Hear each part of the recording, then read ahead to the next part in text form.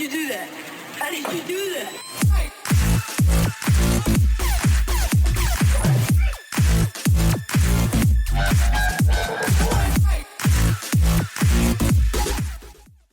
Welcome back everyone to another ESO build video. Today I'm going to be giving you the update to the EasySorc for the Wrathstone DLC. Now this has been used a lot over the last year or so, maybe a bit longer than that, and it has got progressively stronger per patch, and this patch is no different. It is stronger again. There are some passive changes which I'm going to go over. There are some possible skills that need to be changed as well, but we're going to go all into detail with that in a moment. First of all, the design for the build. This gives a debuff and bonus to your group, at the same time as pumping out very respectable single target damage and insane AoE damage, and all into one nice tidy package where your rotation is so static that you can't actually mess it up if you get good at it.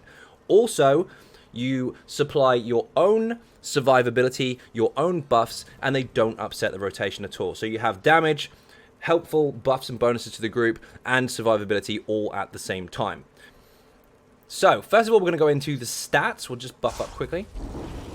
We are on 42.4k max Magicka, 914 recovery, which is huge, 18k max health, which is massive, 10k max stamina, 3.1k max spell damage, however that goes up to 3.5 with our weapon glyph, 53.6% crit chance, 18k spell resistance, and 16k physical resistance, which is awesome. We can get in the face of the enemy, we've got good resistances, we won't die like most squishies. So we're on 64 points into max Magicka. We don't need health or stamina because they are covered. We've got 10k max stamina, 18k health, which is huge. We're using the Shadow Mundus Stone now, and we are also stage 4 vampire using max health, max magic food. Do you need Witch Mother's Brew for this build? No, you do not. Not at all. Your sustain is covered. However, if you do find yourself dipping a bit low and you are struggling with it, you can of course use Witch Mothers instead, which will result of course in your max health and max Magicka going down. So just be aware of that if you do switch to that food. However, this is very, very strong as it is. Just make sure you keep popping your potions every so often to keep up that major intellect and you'll be just fine. Now, that is going to be explained, by the way, so don't panic if you're not familiar with that. Now we're going to go into the skills. I am going to explain these in a lot of detail so you fully understand how they work, why they're there, what they do, and all that good stuff. If you do want to skip this, of course, it is at your own risk, and you will be ignored if you ask questions in the comment section which are already answered. So I wouldn't recommend skipping it, but if you're familiar with the EasySorc already, then it's entirely up to you. Gear will come next, obviously, because that will make a lot more sense once I get there. So, first of all, we are using Inner Light on the front bar. Now, this gives us a 5% increase to our maximum Magicka, and it also gives us Major Prophecy while on this particular bar, increasing our crit rating by 2191. Now, that is actually 10%. They still haven't changed that to a percentage so we understand it, but that's exactly what it comes out at. So this is very, very powerful indeed for flat stats. Now, this is from the Mages Guild skill line, which is down here. You only need Mage's Guild 2 for this. Starts off as Mage Light, morph it to Inner Light. You never actually have to activate this ability, just leave it on your bar and get those nice bonuses. Now the next ability is somewhat new to the build, because this change in Wrathstone altered the Destruction Staff passives. Now we are going to get to those, but previously you used to have a Destruction Staff ability on your bar in order to benefit from the Destruction Staff passives. You no longer need to do that. So you'll notice along my bar, especially if you're familiar with the game, that I have no Destruction Staff skills on this front bar, and I will still get all the bonuses. Again, passives will be explained shortly. What you want to get is Daedric Tomb. Now this needs a bit more leveling up, but it still hits like a truck already. Now, this starts off as Daedric Mines, morph it to Daedric Tomb. Now this will put some rather shiny mines on the ground. Anyone that lands in one of these, it will go boom and do massive damage. It's absolutely insane. Now, some targets have a bigger hitbox than others, so several can go off at once, but for the majority of the time, it's usually just the one.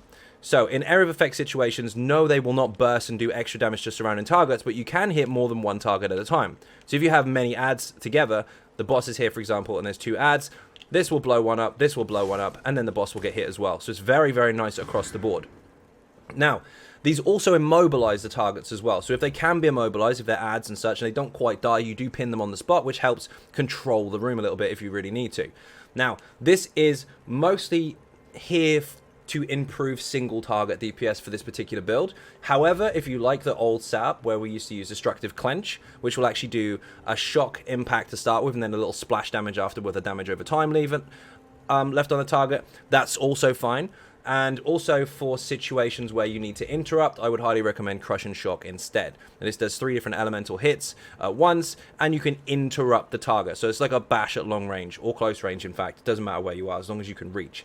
Now, these are utility slots. So if you like this for the stun and the small splash it gets to start with, and the single target attachment, that is fine. It will still perform very, very well. If you are in situations where you want to interrupt, Crush and Shock is fine, but for the majority of the time, this is doing some serious damage. It's really, really nice. Now, where do the other two come from? Crushing Shock, if you choose to use it for interrupts, which you may need to in certain content, comes from the Destruction Staff skill line. Starts off as Force Shock, morph it to Crushing Shock on purpose. It's the first ability to unlock. You get it very, very early on. In fact, you can level up with this skill while unlocking Daedric Tomb from your passives. From your Sorc skill line, rather. The Destructive Clench comes as a third ability in the Destruction Staff skill line, and this starts off as Destructive Touch, morph it to Clench. Now what I'm going to show you is the 3 differentiations in skills. These do depend on what you're doing content-wise, but the previous setup still stands. You don't have to use Daedric Tomb if you don't want to, but you will get more damage. Let's use the little guy. He's tiny, so we'll put this on here. Where's it gone? First of all, Crush and Shock. Very simple. Long range interrupt. It does damage, yes, but it also stops the target from casting. Very, very helpful in certain mechanics. Destructive Clench, however, once he's de-aggroed, is a single target hit, which has a stun attached to it, and does splash damage to other targets, while holding a damage over time effect on it, as you can see there. So those are your 2 flat choices. But Daedric Tomb is a bit mental. Let's put this on once he's stopped being aggroed, because you can't change skills anymore. Come on. Get there eventually. There we go. Boom. 20k hit straight away. Now that goes a lot higher, of course. You can go way into the 30s depending on your buffs and such. But as you can see, there's 2 more around him. They will blow up from other enemies. But if you position them carefully, sometimes you can get 2 to blow up at once. But there you go. 2 went off at once there. The thing to note is it's very expensive. So you must stick to your rotation. Now, I'm going to show you that in the rotation at the end and show you how effective that actually is. But just remember, you've got 3 choices here. Destructive Clench if you don't want things too complicated. Daedric Tomb if you want an increase to single target damage plus extra add damage if they get close. And, of course, Crush and Shock if you need interrupts. Now, Crush and Shock can go on your back bar if you are a little more advanced, but I'm going to explain that later. Now, of course, this isn't a Dark Magic skill line, by the way, if I didn't already go over that, which I think I did. Starts off as Mines, morph it to Daedric Tomb. It levels very, very quickly, but you will need to put some of these skills on your bar to start with in order to level this skill line up. Now, the next ability is, of course, our Damage Shield, Hardened Ward. Very, very simple. Puts a Damage Shield over our health bar. Really, really easy stuff. You need to put this on your bar at all times because you are going to need it. Put it on your front one so it's safer. It's a 4th ability to unlock in Daedric Summoning, so you will need a couple of abilities here to level up the skill line before you get there. But it starts off as Conjured Ward, morph it to Hardened Ward. Now, this gives you a damage shield that will absorb damage, of course, but it's 20% stronger than the other variation of this. But the damage shield strength is capped at 50% of your max health. So, with our health going up this particular patch, we actually got a stronger damage shield because it's always based off of your maximum. So, the higher the health, the larger the shield. So, next up is Bound Aegis, also in the same skill line. This is the 5th ability you unlock, so keep one of these on your bar at all times. Once you've got Hardened Ward, you will be able to do that. Now, what this does is it starts off as Bound Armor, morph it to Bound Aegis, and this will give you a max Magicka increase of 8% just for being slotted, and you'll gain Minor Ward and Minor Resolve, increasing your physical and spell resistance by 1320 just for being on your bar. I know it doesn't say the numbers there for some reason. It used to, but it does. It's 1320. It's the smaller version of the maximum bonus resistance, so they do stack together. Now, at the same time, of course, if you activate this, you don't have to activate it to get the bonus, but if you do activate this, you will be given an additional perk from the skill in that while you're blocking for 3 seconds, you will take 36% less damage. So, to get the max magic and to get the Minor Resolve and Minor Ward, I don't need to do a thing. But if I'm going to get hit by something really hard and I activate it and block, I'm now mitigating a massive amount of damage. Doesn't last long, but it's really, really strong when it counts. That was confusing when that was originally changed, but hopefully that now makes a lot more sense. Mage's Wrath, this is your main execute. Now, this does lightning damage to the target. It does like an initial strike, and then it explodes and does splash damage to all nearby enemies if the target is below 20% health. Now, it stays on a target for 4 seconds. If you knock the target from above 20 to then 20 and below, this will explode.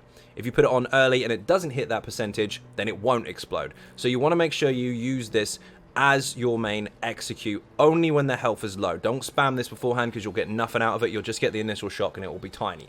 Looks like this. Just a single hit. Now, you'll notice that his health is 60%. So we'll get him down a little bit. Turn that off. Now, you can see his health is 20%. Instead of the initial splash and that's it, does a lot more. Very important to note, the target must be low health. Now, this comes from Storm Calling. Wrong one. And this is the first ability to unlock. So you got no excuse here. You can get it really, really early. Starts off as Mage's Fury. Morph it to Mage's Wrath. Now, the ultimate on the front bar is only for stats, or if the target is so close to death and you can't afford to fire the back bar ultimate. This is from the Mage's Guild skill line. You will need Mage's Guild 10 for this.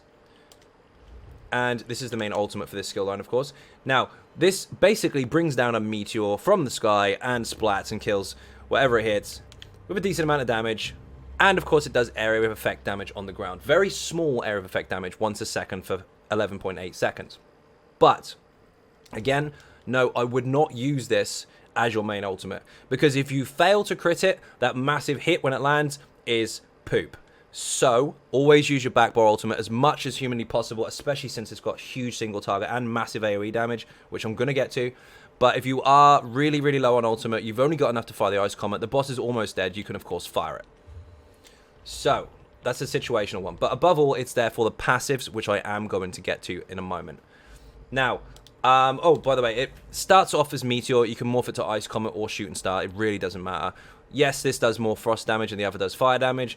The other gives you ultimate back per target hit, so you may want to use that if you want. But essentially, this is your, I haven't got enough left, I'm going to fire it. It's one of those. Now, if you don't have Mage's Guild 10, and it is a bit of a drag, I'm afraid, you can, of course, put Suppression Field on the front bar instead. This can be your oh shit button instead of your back bar ultimate. Say, for example, you're in a situation where there's lots and lots of ads and there's nothing you can do and you're going to be in trouble. You can fire this off instead. Have I got enough ultimate? No, I don't. Almost. Every enemy that can be stunned or CC'd, bosses excluded, of course, this will happen. They get stunned inside this bubble for 12 seconds. It is a mass CC and it is very, very powerful. So if you utilize that correctly as an oh shit button, it will also do damage over time to all targets inside every 0.5 seconds. So with 24 ticks, it's quite strong. So I don't use this as a main ultimate either, but if you don't have Mage's Guild, you don't have Ice Comet, this is a perfect solution for you. But above all, Ice Comet is there for passives, like I've already said. Now the back bar. We are using Bound Aegis again. We've already been over this. Just put it on your bar. You get 8% increased max magic. You get minor ward. You get minor resolve. Everybody's happy. But remember, if you do activate it while on that bar, wrong one, 3 seconds worth of block mitigation. Very, very nice indeed. Blockade of Storms. This is essential. This is your bread and butter for this particular build. This is the second ability you unlock in the Destruction Staff skill line. Starts off as Wall of Elements. You want to morph it into Elemental Blockade. Now, when it is on my bar, because I'm using a lightning staff, the name changes. It's called Blockade of Storms instead. Now this, as you may have already seen, will put shock damage on the ground. Once a second, enemies will take damage. Now, why is this essential for the build? Because not only does it do damage, but it does also have a chance, that's very important, a chance to concuss the enemy. Concussion is a status effect chance from lightning. Now, what that does is it applies a very, very, very, very tiny amount of damage, but above all, it applies minor vulnerability, which will actually make the target receive 8% more damage from all sources. At the same time, if an enemy is concussed, then Blockade of Storms is the only Wall of Elements that can actually push off balance from that status effect. So, let me see if I can get minor vulnerability on one of these targets. Let's get some lightning on here. He's off balance straight away. You can see 2 debuffs there. One has got like an axe hitting a guy in the shoulder. Minor vulnerability is firing left, right, and center there. It's over and over and over. It can actually refresh straight away. As long as that's active, once every 20 seconds, for 5 seconds, you can knock the target off balance. Now, it's the easiest way to apply it. Apart from, there you go, instant. You can get off balance all day long. Now, that is based on status chance, but we have so much lightning in this build, it's almost guaranteed. Just consider, of course, off balance has some bonuses. Not only does it have the ability to increase your damage if you have certain CPs applied, but also if you heavy attack something that's off balance, you will do 70% more damage and you will get double resources back. That's very, very important, especially for this build where we are heavy attacking quite a lot, and we will gain back our resources, which means that our Daedric Tomb, which is extremely expensive, can be sustained. Now, a lot of people try to put off balance on the tanks and the healers, basically forcing them to have a lightning staff on their back bar to apply this. Now, they may be able to do that occasionally. Very rarely, in fact. And if you stack two together, you've got an increased chance. But there is a passive that increases your status effect chance in the Destruction Staff skill line, which I'm going to explain in a moment. That only applies to holding a Destruction Staff. So if they put Wall of Elements down, then swap bars to their Sword and Board or Resto Staff, they lose the concussion status chance increase, which means it's much more effective to have someone using a Destro Staff on both bars, utilizing that bonus, than someone who does not. So if you have even just one of these in your group, you can almost guarantee a high to almost full uptime on off balance, excluding the cooldown, meaning you don't have to make people squish. Now, something else to consider about off balance is it lasts for 5 seconds, so take advantage of that window as much as possible. And then after the 5 seconds is up, the target is immune for 15 seconds to off balance. So 5 second uptime, 15 second downtime. Over 20 seconds is a 25% uptime, and it's very, very effective if you use it properly. To stop all the major confusion, however, keep this Wall of Elements down all the time. It lasts 8 seconds. It's our main damage over time. We need this on the floor. Do not heavy attack unless this is down. Now, the next ability is Boundless Storms. This is in our Stormcalling skill line. It's the second ability you unlock. This is our main resistance bonus. Now, it starts off as a lightning form. You want to morph it to Boundless Storms. This will do damage every 1 second to enemies near you. Now, this is essential. It's a resist bonus, so we are tankier and we can stay close. Now, if you do stay close, this happens.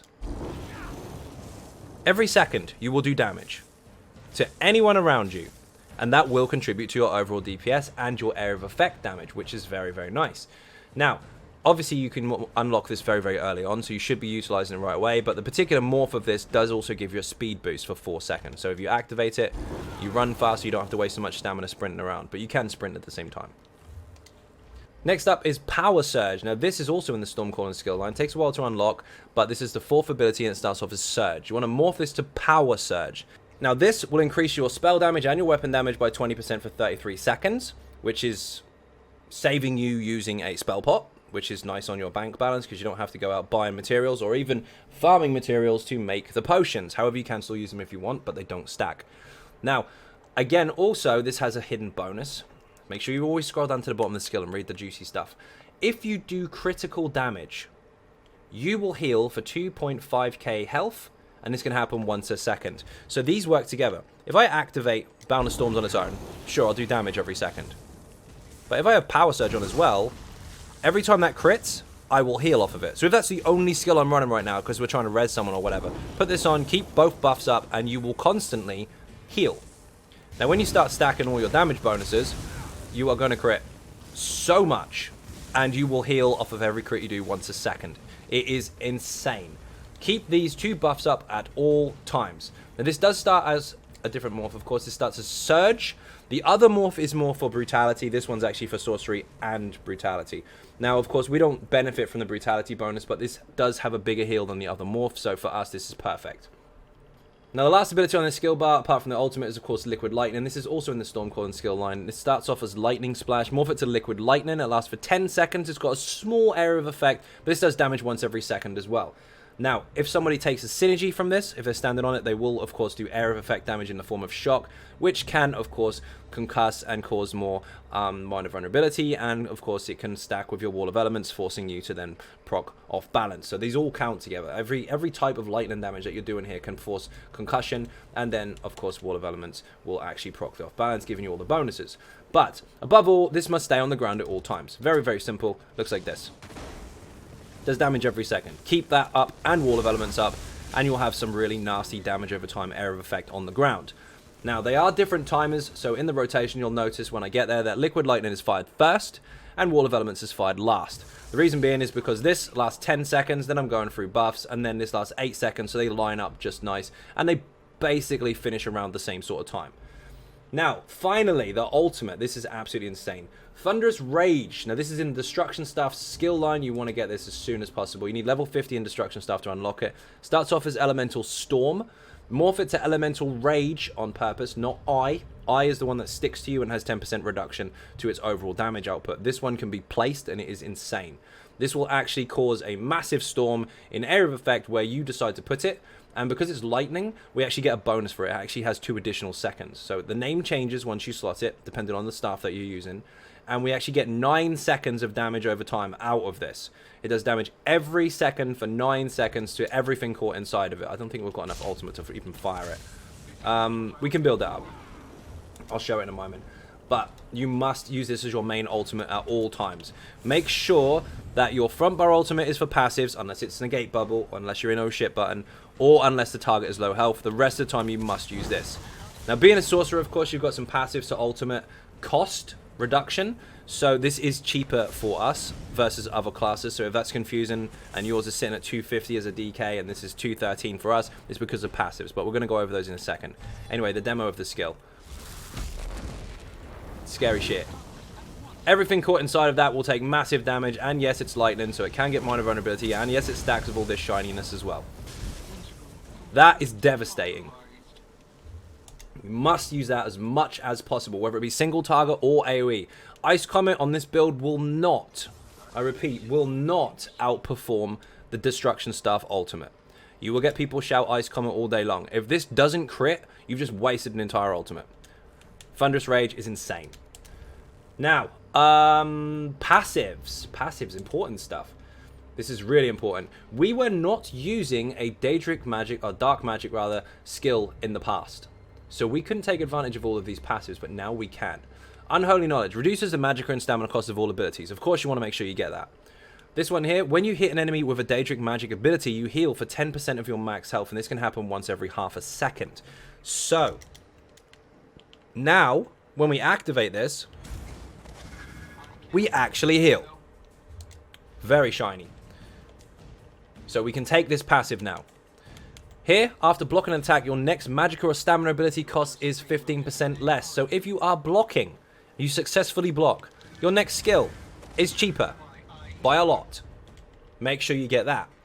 Also, when you cast a dark magic ability, you grant minor prophecy to you and your group, increasing your spell critical by 13-2 for 20 seconds. This is mental. Now, if we haven't got the buff up at the moment, which we don't, it's now about to run out, you can see my crit chance is 53.6. But if I activate a dark magic ability for the next 20 seconds, I'm on 59.6. And so is my group. So this is a very, very nice bonus for the sorcerer. Most people that were using crystal frags and stuff like that were using this before, but as the easysorc we were not, and now we are. So this is awesome. And if you keep up your rotation, you will have 100% uptime on that, meaning that you can take full advantage of your increased critical chance, and your Shadow Mundus Stone is now much more beneficial. Not to mention the fact that it got buffed. Now, Daedric Summoning, we do not have any pets, so you don't need this passive here, and you don't need this passive here. But if you do choose to pick them, then, of course, then you'll want them. But if not, dump these two passives here. Don't use them at all. Power Stone, however, this is what I was talking about at the moment when I was going over the Destro skill, as to why our ultimate is cheaper. Our ultimates are 15% less expensive than everybody else in the game. So that is very, very strong. Make sure you do get this. And this one here as well increases your health and stam recovery by 20% while you have a Daedric summoning ability slotted. So we have one here basically on both bars.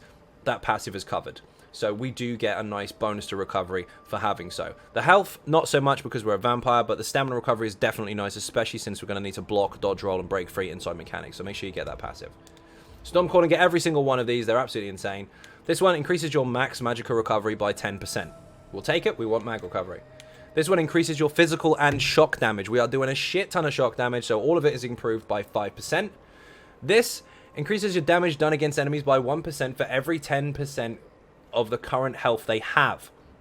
So, this was different This used to be a passive execute where your lightning damage under 15% health could proc a nice burst damage. Now it's the other way around. So, at 100% health, you do 10% more damage. At 90%, you do 9% more damage. At 80, you do 8, and so on and so forth, down to 10% where you only do 1%. Now, this is a modifier for your overall damage itself. So, you now have more burst and less execute. Although your execute is very, very high, you don't have that passive burst anymore. You just have to utilize your actual skill and make sure that you are applying it effectively. But, at the same time, as this explains, you will have huge burst.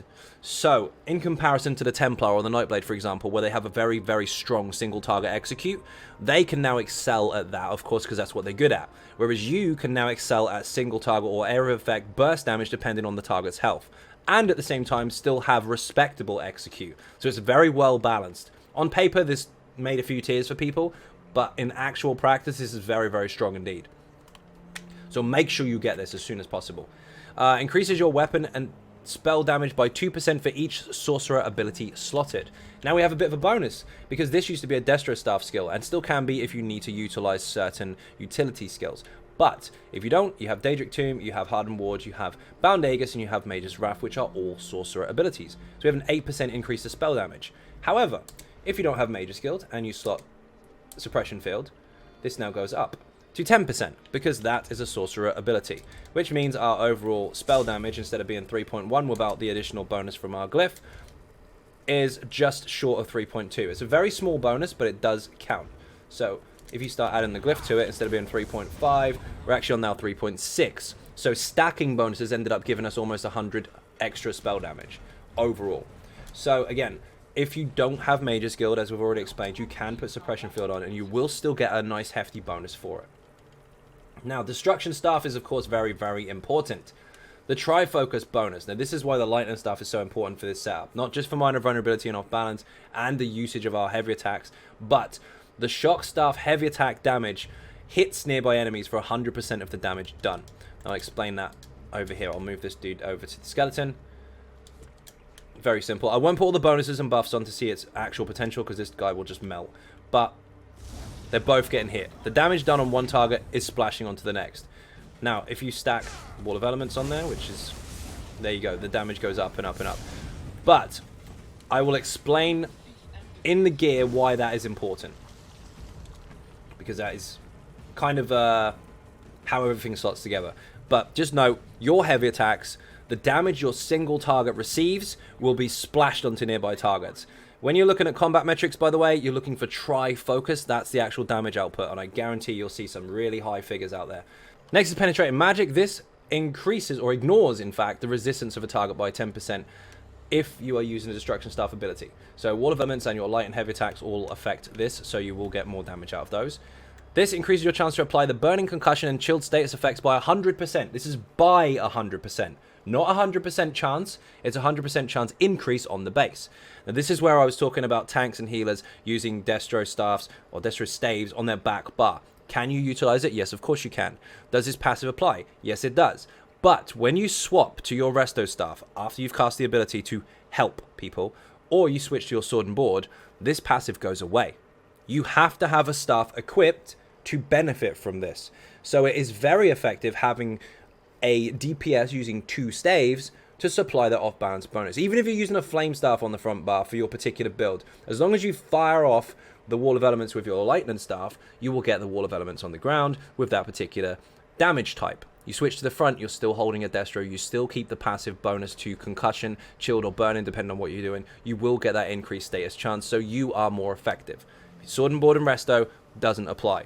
So, while you can utilize 2 different people trying to bounce off each other, it is less effective. So for us, this is a massive bonus. Now, equipping a flame staff increases your direct damage, of course, but we're using a lightning staff, and this increases our area of effect damage. So, this, and our Destro ulti, and our heavy attacks for the splash is increased by 8% just for using a lightning staff, or just for holding a lightning staff. In fact, it's really, really effective. And you'll see that when it comes to dungeons and trials and such, that your area of effect output for this particular build is unmatched. It is absolutely insane. So make sure you pay attention to those passives right there. Also, when you kill an enemy with a destruction staff ability, whether it be your ultimate, your wall of elements, or even your crushing shock or destructive clench, or even your light or heavy attacks, if you kill them, you will get 3.6k Magicka back. So you can sustain very, very well. Now, we are going to have to get all the light armor passives, of course. Now, this here reduces the effectiveness of snares and reduces our sprint cost, which is quite handy. We're going to need it inside mechanics and such, so this is very, very good passive to get. It is based on how many pieces of light armor you wear, and we are wearing 5, so if we wore more, that would be higher, but this is perfect for us. Now, this also increases your Magicka recovery based on each piece of light armor worn, and reduction to cost as well. So again, if you had 7 pieces, this would be more effective, but we're using 5. We don't need the 7 because our sustain is covered. And we can take advantage of more stats from our Undaunted passives, which are coming up. This increases your spell resistance by 363 for each piece worn as well. So, of course, 1815 for wearing 5 pieces. This increases your spell crit rating by 10%, which is the same percent bonus as in a light, but it's not a buff type. This is Major Prophecy here. This is not. This is flat, so they do stack. And also, this increases your spell penetration by 4884, meaning this will actually ignore 4884 resistances on the target. You have to have 5 pieces worn to take advantage of this, but our spell pen is really, really high. Now, in PVE, enemies have 18,200 resistance. A taunt from a tank, for example, Major Breach, can actually reduce the resistances by 5280. This will reduce it by 4884. Then you've got other bonuses and benefits that you can get from buffs and debuffs and champion points and traits and all that kind of stuff. As long as you can get to 18.2, you can actually make their resistances 0, giving you the max potential for your output as far as damage is concerned. But just consider, of course, you don't have to go straight to 0, because you do have to consider that there are buff uptimes and downtimes, so they might not be at 0 100% of the time. Plus, we do a lot of splash damage. So while the main target may be debuffed to maximum, the area of effect targets are not. So you can go a little bit over in spell penetration on this particular build and benefit from it. Medium armor, you do want a couple of these. This one here increases our stam recovery, which is actually really, really nice, especially inside mechanics, because we are going to need to block, dodge roll, break free, all that kind of stuff. So for one piece medium that we are wearing, you are going to need this. And of course, this one here reduces the cost of dodge roll, which we're also going to do. So make sure you get these 2 passives here. This one isn't that relevant. It's just for sneaking around. Heavy armor, we are wearing 1 piece of heavy. This will increase our resistances across the board for the 1 piece we're wearing. This will give us resources back once every 4 seconds for the 1 piece we're wearing, which isn't massive, but it does help. And this, of course, gives us a 2% increase to max health, which is, of course, helpful. And this is per piece worn. We're using 1, take advantage of this passive. These 2 are for 5 pieces, you won't need them. Now, Vampire. We are, of course, a Stage 4 Vampire. You will want this passive here. Stage 2 or above will give you a 10% increase to Magicka and Stam recovery. Essential stuff. And, of course, if you are Stage 3 or higher, I'm always a Stage 4 anyway. I can't be bothered to mess around with it, and I'm more than comfortable inside mechanics to not be standing in fire. This reduces the damage taken by up to 33% based on your missing health while you are below 50%. So if you are under 50% health, the lower you go, the less damage you take. This makes you extremely tanky, especially since your buffs and bonuses that you apply to your rotation heal you as well and keep your resistances up. This is an absolutely incredible passive. I use Stage 4 Vampire on all of my stamina DPSs and all of my Magicka DPSs in all content, and I don't struggle. You may have this inbuilt fear that, oh my god, fire is going to kill me. Fire is going to kill you anyway. Just pay attention to the mechanics. Don't stand in stupid unnecessarily. Keep your shields up when you need to, and take advantage of this passive. It's very, very strong. This one reduces the severity of your health recovery reduction for being a vampire, so make sure you get this.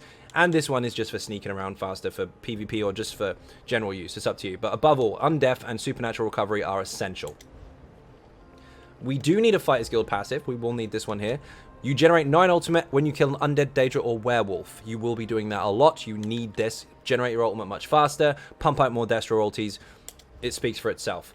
Mage's Guild, of course. We do have a couple of abilities here, but this is mostly for the passives. As I explained earlier, this is in more detail. There are passives here that you can benefit from to increase the duration of the abilities, reduction to cost and such, which you don't necessarily have to get, but this one you do. This one here, Magicka Controller 2. This increases your maximum magic and your mag recovery for each Mage's Guild ability slotted. So we are using Inner Light, which was a Mage's Light originally, and we are using Ice Comet. So across the board, we have a 4% increase to max Magicka, and recovery. That is the only reason these are on the bar, apart from the fact that this gives passive bonuses on its own. So the Ice Comet, on its own, gives us a 2% bonus to max Magicka and recovery.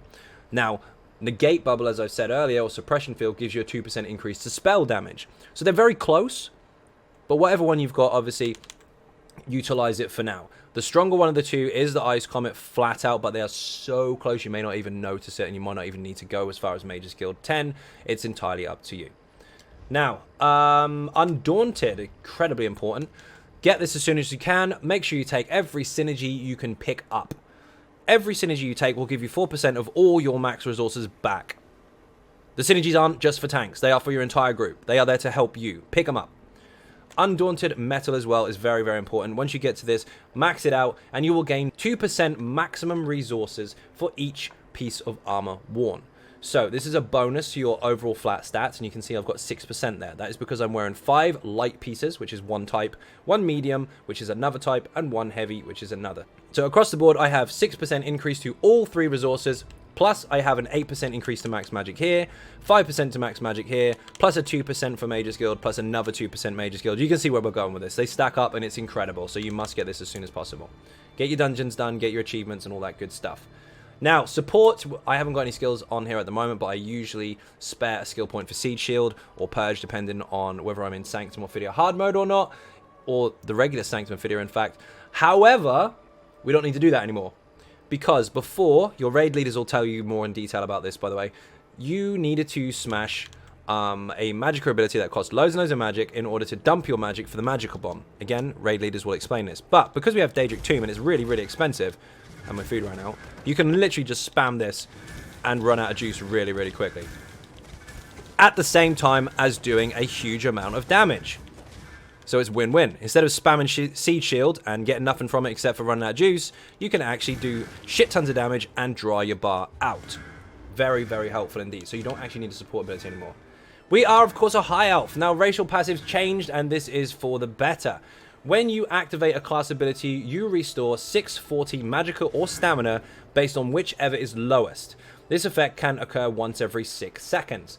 Now, the class ability that I'm using is, of course, well, without being too obvious, we have Daedric Tomb, which is a class ability, we have the Damage Shield, we have Mage's Wrath. They're all class abilities. On the back bar, we're also using Liquid Lightning, we're using Power Surge, we're using Boundless Storm, and Bound Aegis if we need to use it again. They are all class abilities.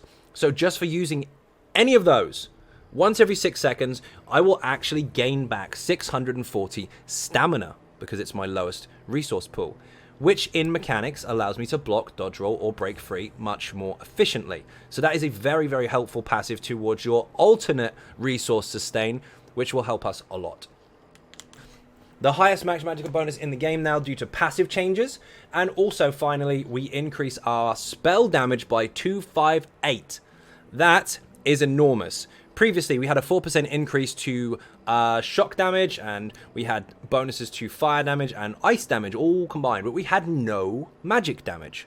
So when you look at stuff like Crystal Frags or Daedric Tomb and stuff like that, they are magic damage. So previously, when it was elemental only, we did not have a boost to those skills. Now we have a flat spell damage bonus. We actually have a bonus to all damage types: magic, fire, frost, and shock. So this is actually a bit of a buff. So where this would be strong before, it's actually stronger now. So this now makes a massive, massive difference. It's very, very good across the board, and you are now free to use many more options in your setups as a high elf, the way this is set up. Now, other races, you can use a dark elf. The dark elf also has 258 spell damage increase, and it has weapon damage increase as well, which is not necessarily relevant for us, but it does have it.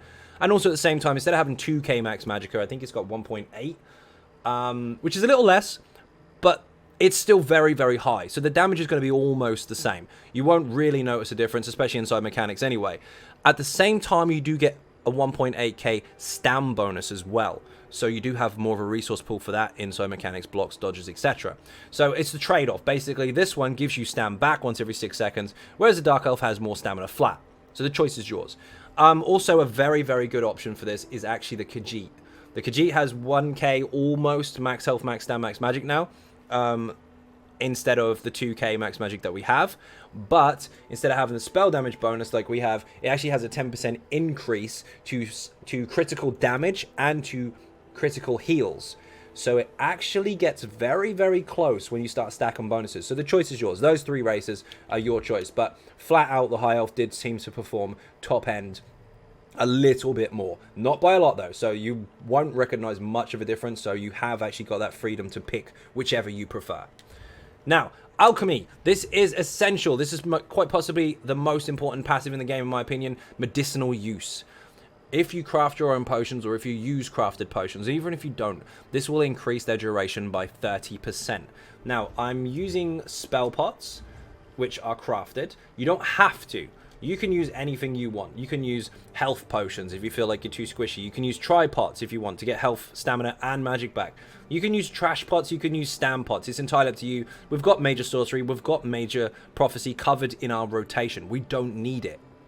But if you do use spell power pots, you will get them anyway, so you have 100% uptime on them, but you will also gain major intellect from this potion, increasing your Magicka recovery by 20%. Now, the reason medicinal use is important is because your cooldown is 45 seconds, but this potion, having a 30% increase to duration, is 47.6, meaning you can have that major intellect bonus 100% of the time. Just keep popping potions as soon as they're ready, and you will never run out of that bonus, and it will help across the board to your sustain. It's very, very important indeed. Let's move this skeleton out of the way because we don't want him there anymore. So, as far as passives are concerned, I think you'll find that's it. Now, what you need to do now is understand how this all works. It sounds like I'm a crazy loon, and it's going to get even worse because I'm now going to show you the gear. So, first of all, there's going to be some cheers for this because I know some of you are happy since you finally got it. Undaunted Infiltrator Lightning Staff. Now, look very carefully. This is no longer a sharpened weapon. This is a precise weapon. So you will need a trait change if you don't already have this. Now what this does is this is actually a medium set.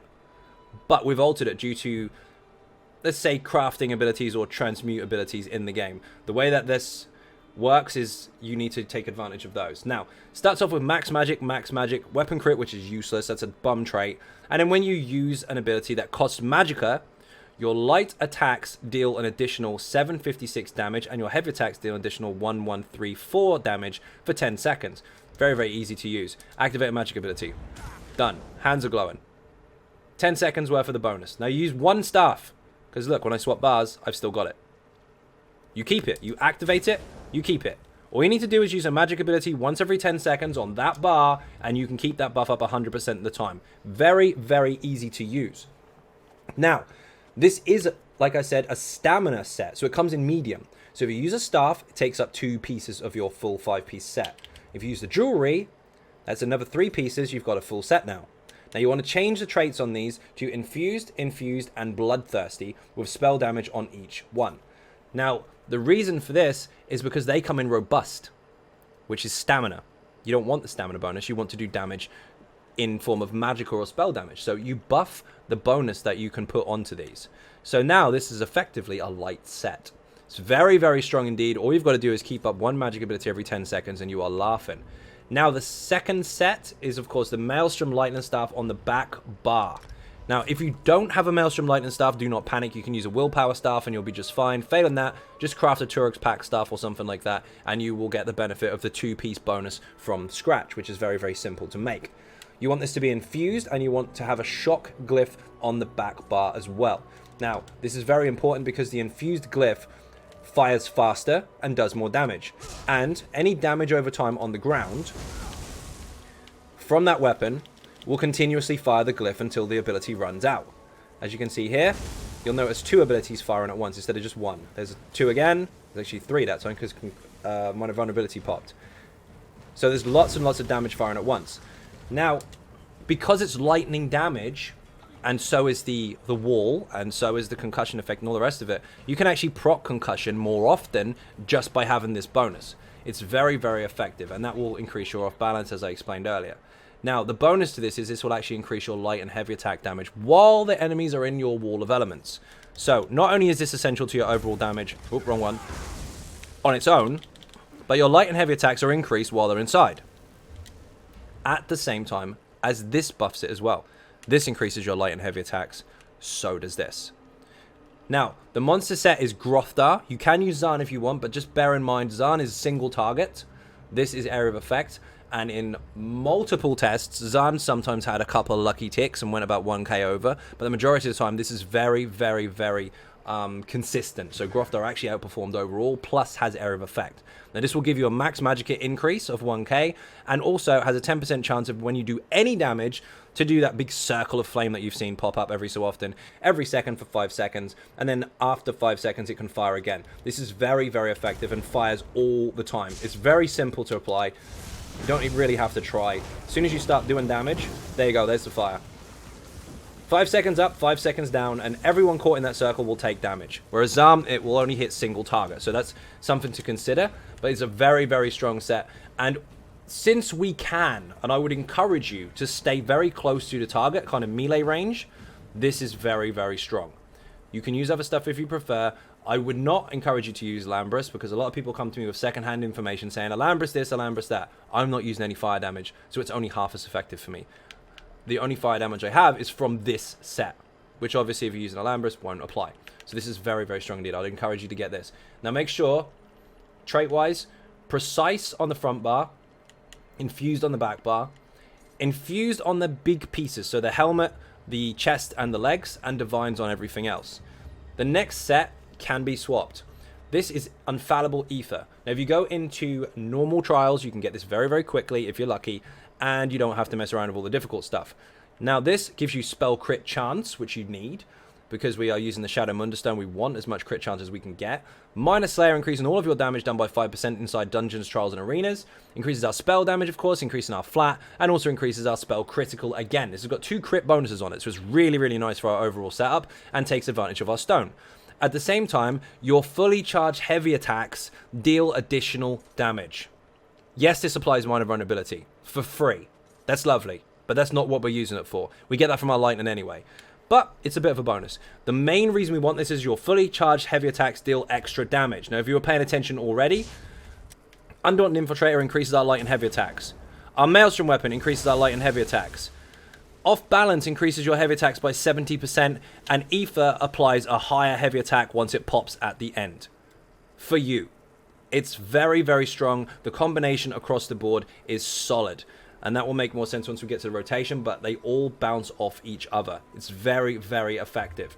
Now, of course, if you don't have access to trials, or even if you don't like this particular set, don't worry. There is another choice for you. And this is a new set, and this is in Depths of Malatar. This will give you a max health bonus, spell damage bonus, and spell penetration bonus. So careful on your spell pen. But then when you damage a nearby enemy with a single target ability, you will cause yourself to basically burst in a cone of lightning, doing damage every half a second for 3 seconds. And this fires just by doing a single target ability. So if you have it on your body, 1 light attack will do it. So on your back bar, you've got light attacks. On your front bar, you've got your Daedric Tomb. That counts as direct as well. It will fire all the time. So you've got 2 choices there. Just bear in mind, of course, that if you do use Aurora, you will have more health, you will have more spell pen, you will suck at crit, you'll lose 2 bonuses, so you will have to consider that, but your air effect damage is obviously going to go quite nice, and you won't have the Minor Slayer either. So this outperformed most of the time. This did provide very nice results, so the choice is yours, but I would highly recommend you to go with Ether. It's really, really solid. Now, you are going to get told by people, don't use it, the healer's already using it. It doesn't matter. It really doesn't matter. You're not using it for the minor vulnerability. You've already supplied that. So the healer doesn't need to do it anyway. You're doing the work for them. But again, this 5th piece bonus, your fully charged heavy attack increase, that is essential. Now, just to recap over traits, divines on all the small stuff, infused on all the large stuff, spell damage on all jewelry, 2 infused, 1 bloodthirsty. Again, make sure your staff is precise. We were using a thief before. We're now taking advantage of the Shadow Munderstone. If you don't have high enough crit, chance is not worth using the stone. So we've bumped up our crit. So now that we have 59% with our bonuses, which is really, really nice. Anything under 50% isn't worth using the Shadow Munders, because you crit less, so your stone doesn't apply enough. But this is perfect. Now, rotation. Let's get into rotation, shall we? Very simple. Make sure that your Undaunted Infiltrator is on. So activate a skill. Make sure your buffs are on. Power Surge, Boundless Storms. And all you need to do starting with your back bar, Liquid Lightning, Light Attack. Boundless Storms, Light Attack, Wall of Elements, swap bars. Very simple. Then your front bar, Heavy Attack, Daedric Tomb. Heavy Attack, Daedric Tomb, swap bars. Really simple. Liquid Lightning, Light Attack. This time, Power Surge, Light Attack, Wall of Elements, swap. Heavy, we're going to speed it up now. Daedric Tomb, Heavy, Daedric Tomb and swap. Liquid Lightning, Light Attack, Boundless this time, Light Attack, Wall, swap. Heavy, Tomb, Heavy, Tomb, swap. Liquid Lightning, Light Attack, Power Surge this time, Light Attack, Wall, swap. You see where I'm going with this? Keep your potions up all the time, but basically, every back bar rotation, it's Liquid, Light, Boundless, Light, Wall, swap. Next time, it's Liquid, Light, Power Surge, Light, Wall, swap. You alternate. One rotation you use Power Surge, next rotation you use Boundless Storms. If you get that correctly, you will have 100% uptime on all of your dots, all of your bonuses, and all of your buffs, without fail. And you will have your sustain more than covered, and every second rotation you are guaranteed to hit an off balance period where you can get double resources back. So yes, I said the build is easy. Technically it is, but it's constructed in such a way that it is so accurate that you can keep everything up 100% of the time and take advantage of all your bonuses, buffs, resource return, single target damage, and area of effect at once. Hopefully that just raised a light bulb in somebody's head, because you can see how all the sets stack up, how the bonuses stack up, and everything like that. So, we'll show you just once more what that looks like. Oh, by the way, for DPS testing, if you want to test this by yourself, here's a trick for you. Elemental Susceptibility in the Destruction Staff skill line. Weakness to elements, morph it to Elemental Susceptibility. This reapplies this bonus. You can see there's a debuff there, Major Breach, just like there is in a Taunt. A Taunt has Major Breach, you should have a tank. If you apply that, it lasts 24 seconds. But if you do damage, it will reapply itself and start again. Forever. So put that on, change your skill, and your rotation yourself is covered. You can do it all yourself. So this is what it should look like. Heavy. Tomb. Heavy. Tomb. If the target goes below 20%, keep your dots up, keep your buffs up, and start executing. You can light attack execute like hell, but if your resources are low, heavy execute instead in place of Tomb. Simple as that. Always keep your dots up. Anyway, now we're going to get into CPs. Then I'm going to show you a very quick demonstration on target skeleton so you can kind of gauge what you should be expecting on your own. But trial buffs apply to it as well. Things go nuts. So, champion points. Very standard stuff as far as most of my builds are concerned for the red and green trees. You can change these depending on the content. 72 points into Ironclad to make sure we've got 23% reduction to all damage that we take from direct damage. Very, very important. 64 in Hardy, 64 in Elemental Defender, meaning all of the damage that we take, in fact, all damage is reduced by 13%. And, of course, Thick-Skinned, if any of that damage type is a damage over time, we have a 19% reduction as well. Very, very important stuff. Quick Recovery increases our healing received, including our own heals, by 5%. And at the same time, because we've got 10 points in this tree, we can actually take advantage of Field Physician, meaning while you're resurrecting someone, you take 15% less damage. So if you do need to res someone, make sure Power Surge is on so you can heal off your damage. Make sure Boundless Storm is on so it ticks damage to nearby targets and you actually heal off it and put a damage shield on. Once you've got those buffs and a shield on, now you're free to resurrect someone because you're protected and you heal from your damage that you do, and it gives you that window. Very, very useful passive. Take advantage of it. 44 points into Warlord to reduce the cost of break free by 17%. Handy, we are going to get stunned. 75 points in Tenacity to increase our return from heavy attacks by 14%. Don't put any more points in here, because if you do, it's going to take you 25 points to get to 100, which is only a 1% increase. Same applies to this as well. Magicka Recovery, flat out 14%. 25 points into here will only give you 1% more as well. So 1 here and 1 here is 50 points. We'd lose out on something like this. 17% reduction to break free for the cost of 1% across each of these. Not worth it. Go as far as you can, which is 75. Leave the diminished returns where they are. 76 points into Tumbling. Now, technically, you can put 72 into here and put some in its Shadow Ward if you want, but I've just thrown them all into here because I want a 23% reduction to dodge roll, which I will do, and at the same time, because we've got 75 points in this tree, we can take advantage of Treasure Hunter, which passively gives us better or more loot from treasure chests, which is really, really handy. 51 points into Elfborn, increasing our critical damage and heals done by 19%. Take into account, of course, we do have a few Divines pieces, meaning our Shadow Munders gives us additional 16% as well, so they do stack up quite nicely. Now, we also have 13% in here, which is 64 points into Elemental Expert, so all of our damage that we do, all of it, in fact, is increased by that percentage. We have 27 points in here. You can actually put 31 in here, but 27 was more than comfortable for me to kind of get close to that sharpened trait. 31 points will give you 2700. This is slightly under, but that's absolutely fine. It's because we're using a precise weapon now. We do want to take advantage of a little bit of penetration in our skills and our champion points and all that kind of stuff.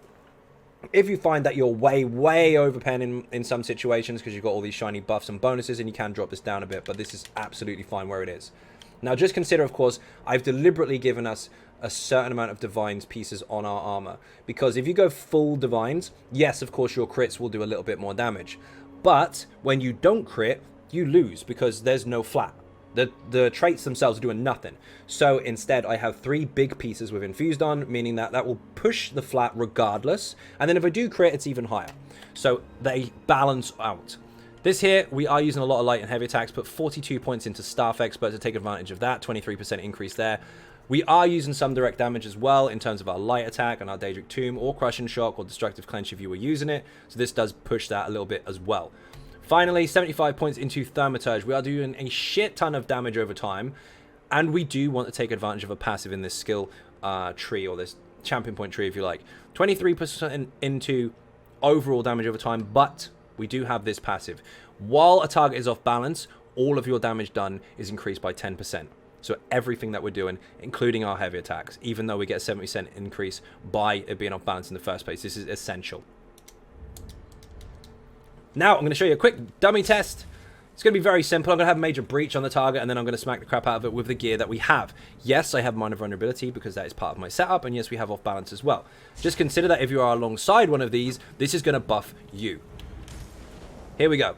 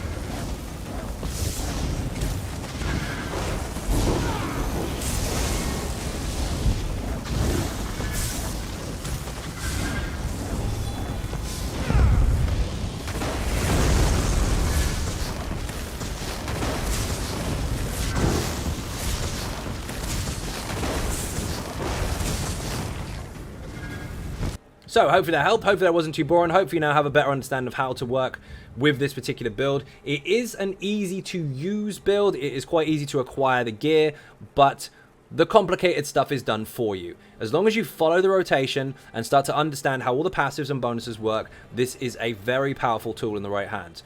If you want to use it in dungeons or trials or Maelstrom, in any content, you can, and it will absolutely excel.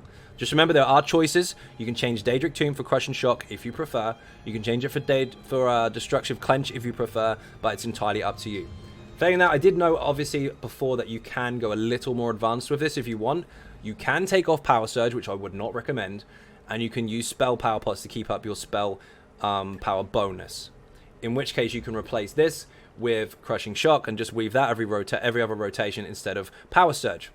However, the damage overall is not going to make much of a difference. It will obviously allow you to put Crushing Shock on the back for utility if you need to, and still keep the damage uptime of Tomb.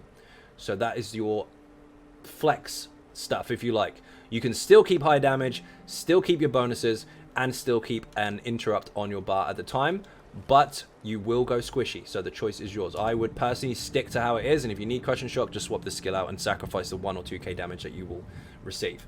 So, anyway, first of all, thank you very much for watching. Hugely appreciate the support, and if you are not subscribing already, please do hit that button. It is free. Furthermore, if you want to help support the channel outside of YouTube, there are some links in the info section, or the description rather, for Patreon, Twitter, Facebook, and of course the website xynodegaming.com, where all the written guides are. There's also a forum there for you guys as well. Note, that's not an extended inbox for me. That's for you guys. And, of course, I live stream on Twitch every day from 10 PM UK time, unless I state otherwise on Twitter. Once again, thank you all very much for watching, and I will see you in the next video. Bye-bye.